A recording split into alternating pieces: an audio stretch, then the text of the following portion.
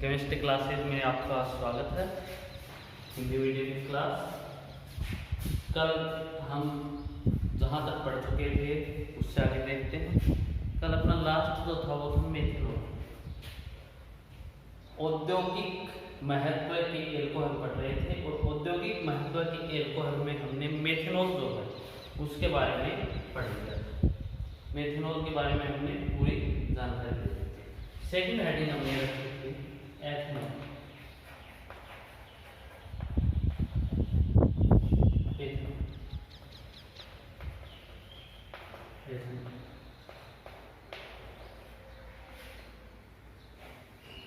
इसके बारे में मैंने तो आपको बताया था किस प्रकार से इसे अनस्प्लिट करते हैं या अनएल्कोहल करते हैं और इसका किस प्रकार से जो नेम है वो आपको डिटेल से कुछ बता दिया गया था। अब उसके बाद हम इसे बनाने की विधि देखते हैं। बनाने की अदर हैंड हम कह सकते उत्पादन की विधि।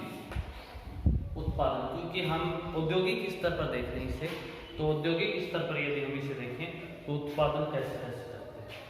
तो मैं आपको बता दूं कि इसे प्रमुखतः दो विधियों से उत्पादित किया जाता है। एक तो इसे बनाया जाता है सिरे,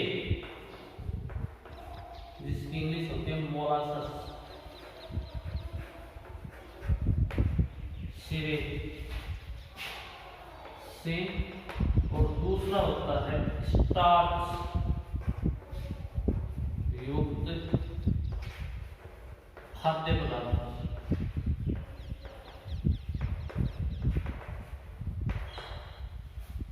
आप देख लीजिए, हम पढ़ रहे थे एथेनॉल। एथेनॉल को अनस्प्लिट करते हैं वगैरह, जो आपको बात जाननी थी प्राइमरी, इसका जो इंट्रोडक्शन था वो आपको करवा चुका हूँ, नोमेनक्लेचर वगैरह। बनाने की विधियाँ, उत्पादन की विधियाँ जो वो हम पढ़ रहे हैं। बनाने की विधियाँ, उत्पादन की विधियाँ भी हम इसे कह सकते हैं। उत्पादन की विधियाँ, उत्पादन की विधियों में हम देखते हैं दो से बनाते हैं हम इसे, सिरे या मोलासस से, और दूसरा स्टार्च युक्त खाद्य पदार्थों से। एक बार महत्वपूर्ण जानकारी है, थोड़ा अच्छे से समझते हुए चलते हैं। सिरे या मोलासस से, तो इसमें हम देखें यार स्टार्च युक्त खाद्य पदार्थों से दो से बनाते हैं। तो एक बार मैं पहले के बारे में आपको थोड़ा सा इंट्रोडक्शन दोनों के बारे में दे देता हूँ, फिर पहला ले लेते हैं। सिरे या मोलासस जो है वो कहते किसे, सिरा या मोलासस जो है वो है क्या, तो मैं एक बार बता दूं। ये मोलासस या जो ये सिरा है, ये केन जूस जो होता है, केन जूस, गन्ने का रस, केन जूस, गन्ने का रस जो होता है उससे, उसमें से चीनी के क्रिस्टल, शुगर क्रिस्टल जो है वो अलग कर ले। दोबारा देख ले, सिरा या मोलासस से बना रहे हैं, तो ये गन्ने का जूस में से यदि हम शुगर या शर्करा के क्रिस्टल अलग कर ले, तो उसके बाद जो शेष बचता काला भूरे रंग का द्रव, गहरे भूरे रंग का बोल सकते हैं या काला भूरा जो है वो, जो अर्धठोस बचता है उसे सिरा या मोलासस कहते हैं, कैन जूस में से। अब इससे कैसे बनाते हैं सीधा बता दूं, सीधा ये है रसकट गुड़। रसकट गुड़ जो होता है उससे कैसे बनाते हैं, और आप देखते भी हो सामान्यतः ग्रामीण परिवेश से हो और यहाँ पर आसपास जो है वो कच्ची शराब वगैरह बनाने वाले हैं ना, वो गुड़ जो है रसकट गुड़ उसे खरीदते हैं मार्केट से सस्ते दामों में, और उससे ये शराब जो है वो अवैध रूप से, अवैध उत्पादन है, वो मान्यता प्राप्त नहीं है, अवैध रूप से बनाते हैं। तो थोड़ा सा मैं इसे आपको स्टोरी टाइप बताऊंगा तो आपको अच्छे से समझ में भी आएगा। नेक्स्ट है स्टार्च युक्त खाद्य पदार्थ, जैसे चावल है, गेहूं है, जौ है, आलू है, जिनमें स्टार्च होता है बहुत मात्रा में, उनसे भी इसे बनाया जा सकता है। तो अब हम स्टार्च में क्या होता है, ग्लूकोज की बहुलीकृत इकाई जो है वो होती है स्टार्च। तो हमने ये देखा भी है, स्टार्च जो है वो क्या होती है, ग्लूकोज की बहुलीकृत इकाई होती है। फिर ग्लूकोज जो है उसे हम एथेनॉल इस प्रकार से हम इसका उत्पादन जो है वो करते हैं। अब हम पहला लेते हैं सिरे या मोलासेस से, और आप इसे दोनों देख लीजिए अच्छे से। आप इसे एक स्टोरी टाइप समझें, और कोई भी दिक्कत हो तो मुझे ऑफलाइन क्लासेस में आप आराम से सामने बैठ करके उसके बारे में डिस्कशन कर सकते हो, कुछ पूछना हो तो पूछ सकते हो। मैं इसमें यहाँ पर ज़्यादा टाइम वेस्ट नहीं दूंगा, यहाँ पर सीधे तरीके से बताऊंगा। सिरे या मोलासेस से ये कैसे होता है, मैंने आपको बताया कैन जूस या गन्ने का रस जो उसमें से शर्करा क्रिस्टल हटा दीजिए, जो शेष बचता है वह भूरे रंग का जो अर्ध ठोस होता है, ठोस जो होता है वो होता है रस कटोरी जिसे कहते हैं, वह होता है सिरप, और उससे क्या प्राप्त किया जाता है, शराब प्राप्त की जाती है, या एथेनॉल जो है उसका उत्पादन किया जाता है। अब ये जो बचा इसमें क्या है, इसमें सुक्रोज जो बचा है उसमें है sucrose plus glucose plus fructose, ये इसकी प्रेजेंस है इसमें। सिरे या मोलासेस में सुक्रोज, ग्लूकोज, फ्रक्टोज इनका मिश्रण है, इनकी प्रेजेंस है, इनकी प्रेजेंस है इसमें। अब इससे हमें बनाना है एथेनॉल, या जो मदिरा है उसका उत्पादन हमें करना है। एथेनॉल कैसे बनाते हैं वो देखना है। अब देखिए हम एथेनॉल के पॉइंट ऑफ व्यू से लेंगे और उसके हिसाब से देखेंगे, तो देखते हैं सिरे या मोलासेस से कैसे बनाते हैं। Sucrose plus glucose plus fructose इनका मिश्रण होता है। और अब मैं आपको बता दूं कि अब जो ये है सिरा या मोलासेस, इसको 4 स्टेप 4 स्टेप्स शामिल होंगे, और इन 4 स्टेप्स जो है ना उनके अकॉर्डिंग हम इसका फॉर्मेशन जो है वो कर लेंगे। देखते हैं स्टेप फर्स्ट जो है उसमें हम इसका तनुकरण करते हैं। स्टेप फर्स्ट डाइजेशन या तनुकरण, एक आइटम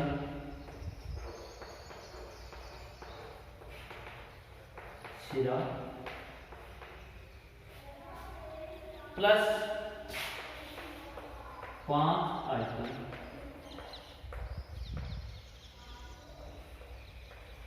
जल, एक आइटम शिरा और 5 आइटम जो है वो इसमें क्या ले लिया जाता है, जल ले लिया जाता है। ठीक है, ये हो गया इसका स्टेप फर्स्ट। तो स्टेप फर्स्ट में हम क्या पढ़ रहे हैं, तनुकरण। तनुकरण स्टेप फर्स्ट में है तनुकरण, और इसका तनुकरण कैसे करते हैं, एक आइटम तो शिरा लेते हैं और 5 आइटम ले लेते हैं, जब घोल लेते हैं तनुकरण हो जाएगा, डाइजेशन इसका जो है। स्टेप सेकंड,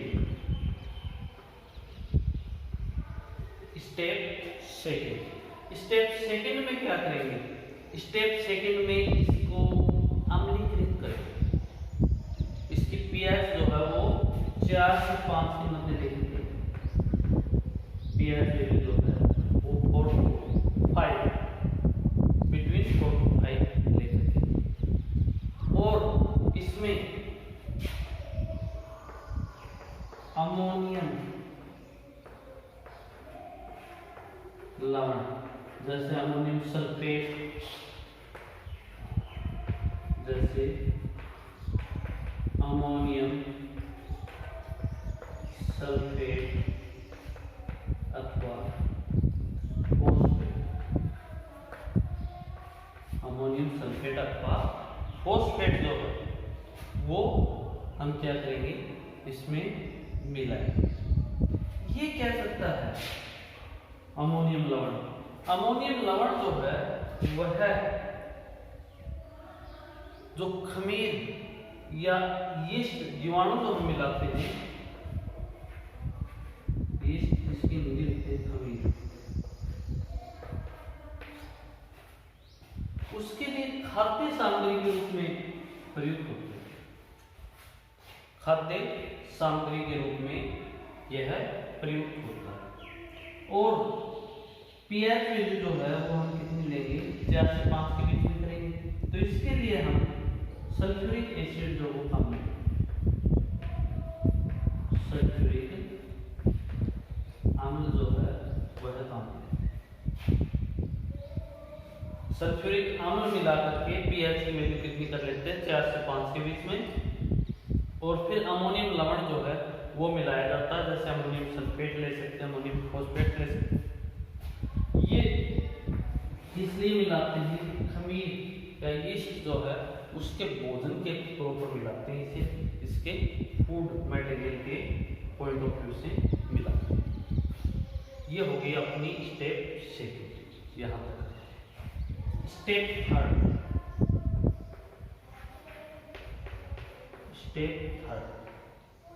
खमीर या यीस्ट जो उसके भोजन के रूप में हमने मिलाया, तो स्टेप थर्ड में हम क्या करेंगे, इसमें खमीर को मिश्रित करेंगे।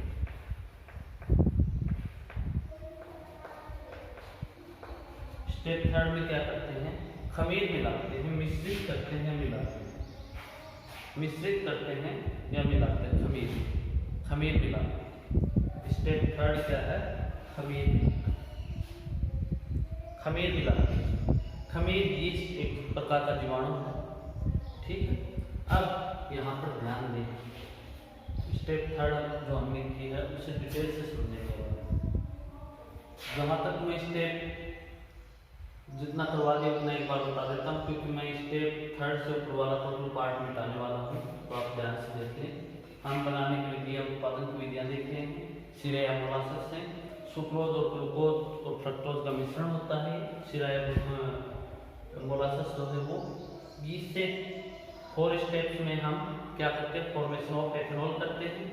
स्टेप फर्स्ट में हम 1 आयतन सिरा और 5 आयतन जल ले लेते हैं, इसका तरुकरण कर लेते हैं मिलाकर। स्टेप फर्स्ट में क्या करते हैं, तरुकरण।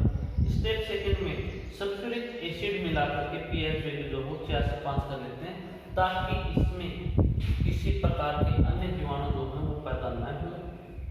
और इसमें जो इसकी सेफ्टी के लिए हम ऐसा करते हैं, पीएच वैल्यू 4 to 5 इसलिए करते हैं कि कोई अन्य सड़ने गलने वाले या अदर जीवाणु जो हैं वो पैदा न हो। खमीर के लिए ये सुटेबल पीएच है। फिर हम इसमें अमोनियम साल्ट मिलाते हैं, अमोनियम सल्फेट या अमोनियम फॉस्फेट। ये अमोनियम सल्फेट या अमोनियम फॉस्फेट जो होते हैं ये यीस्ट के भोजन के रूप में काम में आते हैं।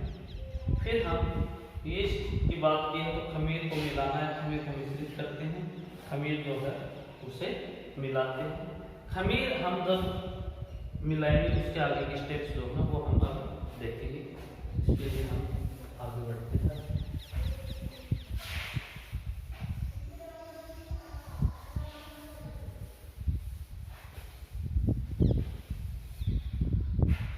आगे बढ़ते हैं, खमीर को मिश्रित करते हैं। खमीर को मिश्रित करने के बाद खमीर में उत्पन्न एंजाइम, जो खमीर के द्वारा उत्पन्न एंजाइम जो है वह है इन्वर्टेज एंजाइम।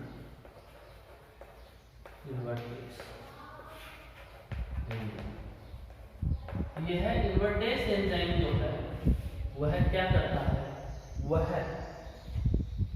जो हमारे पास सुक्रोज है, ध्यान से समझते हैं, जो सुक्रोज है उसको इन्वर्ट कर देता, प्रतिफल कर देता। उसका मतलब सुक्रोज को तोड़ देता है इन्वर्टेज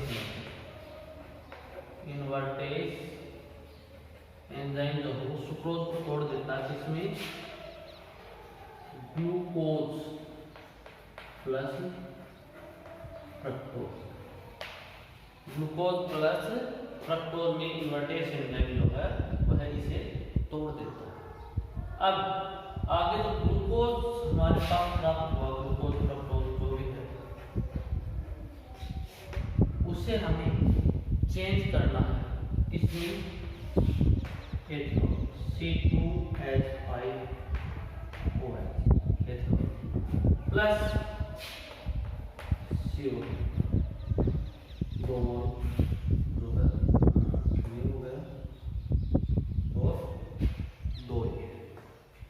चार और 2 ग्लूकोज जो है वह जाइमेज एंजाइम।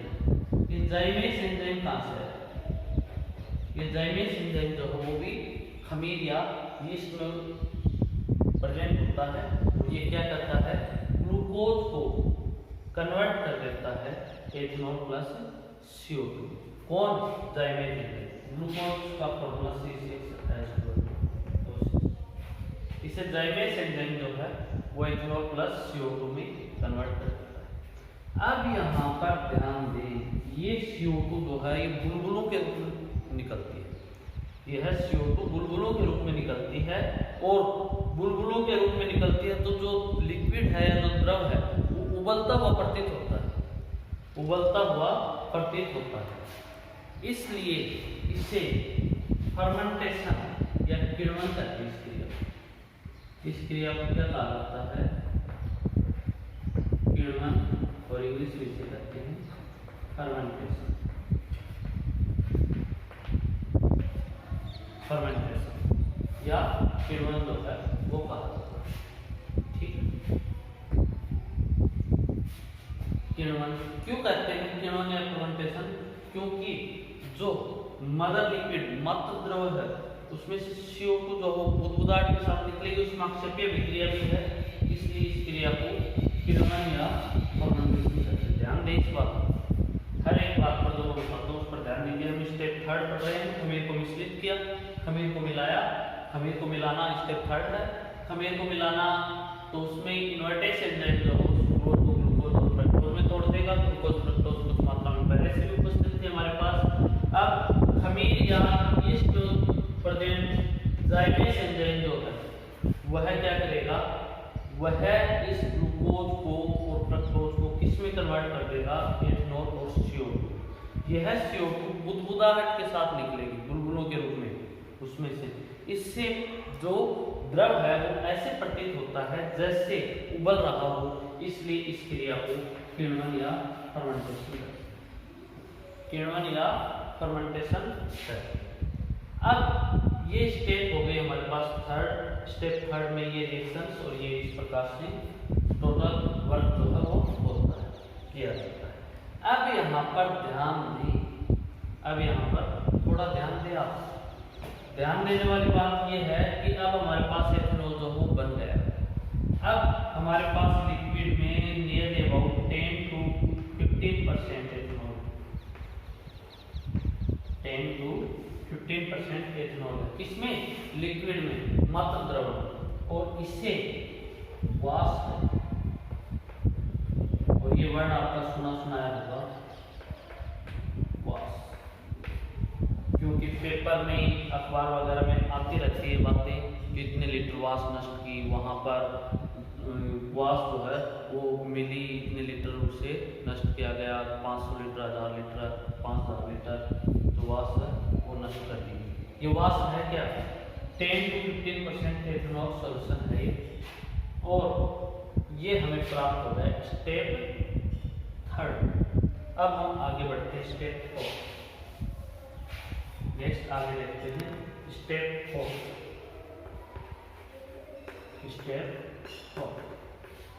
ये क्या है? इसमें हम एथेनॉल जो है उसे अलग करते हैं, एथेनॉल जो है उसका पृथक्करण करते हैं। किससे? वाष्प से। तो वाष्प से एथेनॉल का पृथक्करण, ये क्रिया करते हैं। वाष्प क्या है? 10 to 15% सॉल्यूशन ऑफ एथेनॉल। ठीक है, ये वाष्प है, इससे हमें एथेनॉल बनाना है। तो यहां पर ध्यान दें, हम कॉफी का भुक्का, कॉफी का भुक्का ये उपकरण का नाम है, कॉफी साइंटिस्ट का नाम है, कॉफी स्टील भी बोलते हैं इंग्लिश में, कॉफी स्टील या कॉफी का भुक्का। इस उपकरण के द्वारा ये जो वाष्प है जिसमें 10 to 15% एथेनॉल है उसका डिस्टिलेशन कर लिया जाता है, आसवन कर लिया जाता है, डिस्टिलेशन या आसवन कर लिया जाता है। यह आसवन जो है ध्यान दें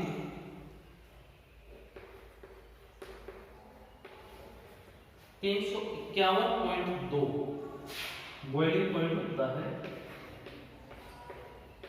किसका? एथेनॉल का।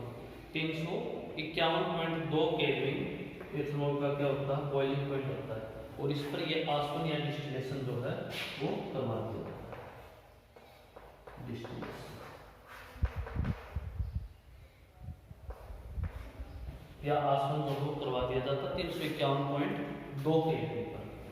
ठीक है, ये इसे आप अच्छे से क्लियर कर ले कि हमारे पास जो वाष्प प्राप्त हो गई थी उसमें एथेनॉल का पृथक्करण कर रहे कॉफी का बहुता, इससे हम आसवन या डिस्टिलेशन के लिए काम में लेते हैं और डिस्टिलेशन करते हैं। इसका बॉइलिंग पॉइंट जो 351.2 केल्विन होता है, इस पर करते हैं तो 90% प्योर, 90% शुद्ध,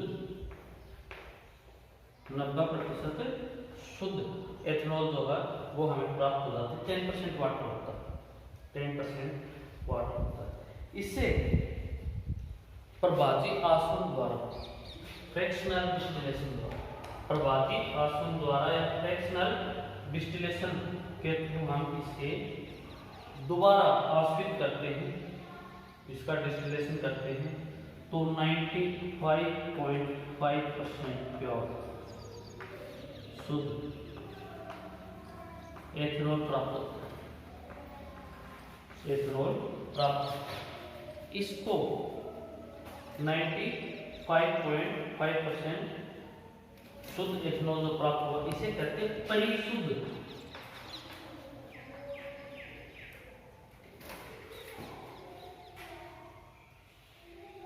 परिशुद्ध लिखेंगे।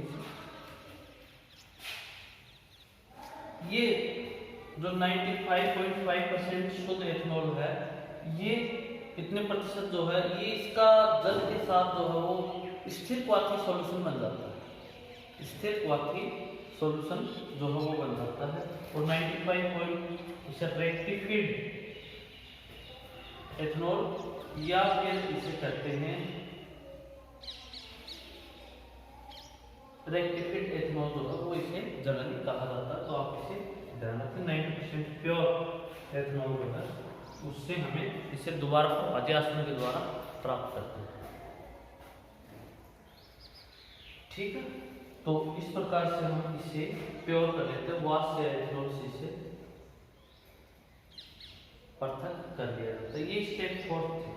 इसके साथ हमारे पास एथेनॉल जो है वो प्राप्त हो गया। इस विधि से कितने प्रतिशत शुद्ध एथेनॉल ही प्राप्त किया जा सकता है। चलो आगे बढ़ते हैं। यहाँ तक कोई भी प्रॉब्लम हो तो आप इसे स्क्रीनशॉट भी ले सकते हो और इसे अच्छे से समझ सकते हो, वीडियो को रिवर्स करके 2-3 बार देख करके। और जैसे मैंने बताया आपको उसी तरीके से ये मैं आपको बता दूंगा लास्ट में, वीडियो के लास्ट में आपको प्योरिटी जो उसके अकॉर्डिंग एब्सोल्यूट जो है वो 100% होता है, एब्सोल्यूट या परिशुद्ध एल्कोहल जो है वह 100% होता है और लगभग 70% शुद्ध होता है। और दूसरा जो है वो परिष्कृत बोलेंगे, परिष्कृत या रेक्टिफाइड, परिष्कृत या रेक्टिफाइड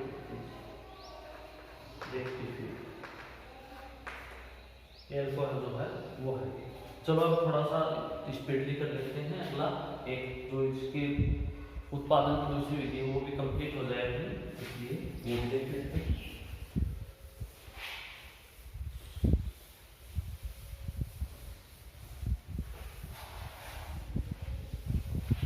उत्पादन की दूसरी विधि जो है वो लेते हैं स्टार्च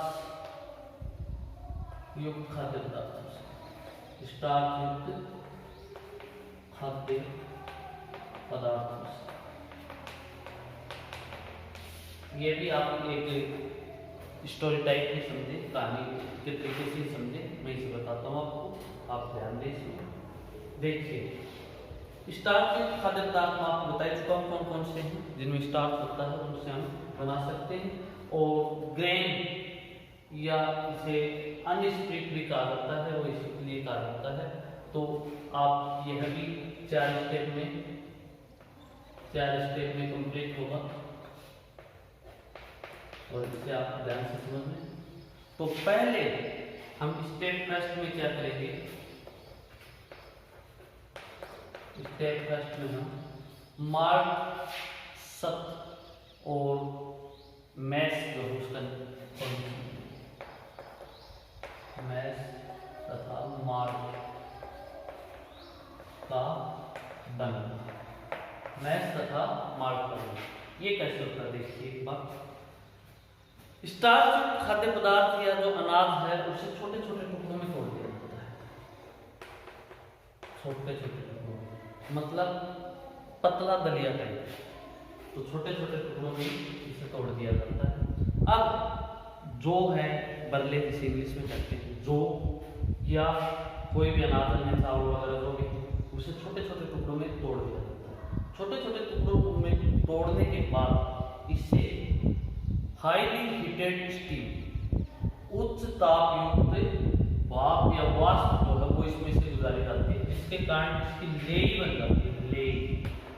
और यह लेई ही क्या कहलाती है, मैश कहलाती है। ये लेई ही क्या कहलाती है, मैश। दोबारा सुन ले, स्टार्च युक्त खाद्य पदार्थ को उसे छोटे छोटे टुकड़ों में तोड़ दिया जाता है, छोटे छोटे टुकड़ों में तोड़ करके उसके ऊपर हाईली हीटेड स्टीम, उच्च ताप युक्त वाष्प जो है वो उसके ऊपर से प्रवाहित करते हैं तो ये लेई टाइप बन जाता है, लेई। और यह लेई क्या कहलाती है, मैश। ठीक है, हमने मैश बना लिया और अब मार्क बनाने की विधि को देखते हैं। पहले जो आप जानते हैं सभी, जो है उससे ले लेते हैं, भिगो लेते हैं अच्छे से, और भिगो करके 288 केल्विन टेम्परेचर पर एक कमरे के अंदर, अंधेरे कमरे के अंदर, दोबारा देख लें, जो या स्टार्च युक्त जनरली जो लेंगे, जो है वो उसको 288 केल्विन पर अंधेरे कमरे में भिगोकर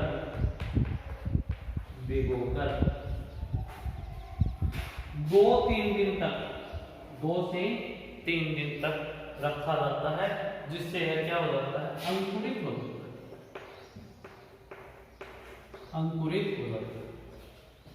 यह अंकुरित जो है वह क्या कहलाता है, मार्क कहलाता है। यह अंकुरित जो है वह कहलाता है मार्क। और ये अंकुरित जो जिसे हम मार्क करते हैं, अब इसको क्या करते हैं, इसको पीस लेते हैं और पीस करके इसका रस निकाला जाता है, जूस निकाला जाता है, जिसे मार्क सत कहा जाता है। क्या कहा जाता है, मार्क सत। सत मतलब जूस, मार्क सत या जिसे मार्क जूस कहा जाता है। इस मार्क सत या मार्क जूस में खमीर होता है, ईस्ट की उपस्थिति, ईस्ट या खमीर जो है वह उपस्थित होता है। ध्यान से देखिए, ये थोड़ा सा आपको हो सकता है हार्ड लगे, तो आप वीडियो को 2-3 बार रिवर्स करके इसे अच्छे से समझ लें। वीडियो को 2-3 बार रिवर्स करके अच्छे से समझ लें, ये बात दिमाग में बिठा लें और कॉपी में साथ के साथ उतारते भी रहें। अंकुरित जो है उसे क्या कहते हैं, मार्क करते हैं। अंकुरित जो को मार्क करते हैं और इस मार्क को पीस करके और इसका सत या जूस जो है निकाल लिया जाता है, और ये जूस जो है मार्क सत कहलाता है, जिसमें खमीर की उपस्थिति होती है। क्लियर, इतना हम कर लेते हैं। तो पहले मैश एंड मार्क को बना लिया, और उसके बाद मैश प्लस मार्क का क्या बना लिया हमने, मैश, और उससे फिर बना लिया मार्क, और मैश और मार्क को मिलाकर के बना दिया मैश प्लस मार्क। मैश कैसे बनाया था, छोटे छोटे टुकड़ों में तोड़ा था, हाईली हीटेड स्टीम जो पास आउट की थी, जिससे वह लेई टाइप बन गया था। ये लेई की क्या थी, मैश। और मार्क क्या था, मार्क 288 केल्विन पर अंधेरे कमरे में दो को भिगोकर 2-3 दिन तक रखते हैं, जिससे अंकुरित हो जाता है, जिसे मार्क कहते हैं। और इसे पीस करके इसका जूस निकाल लिया जाता है, जिसे मार्क सत करते हैं, और इसमें खमीर की उपस्थिति होती है। तो हमने ये कर लिया मैश प्लस मार्क, यहाँ पर हमने कर लिया। वीडियो को रिवर्स करके देख लेना यदि कोई प्रॉब्लम। आगे बढ़ते हैं इसमें। स्टेप फर्स्ट जो हो गई, स्टेप सेकंड।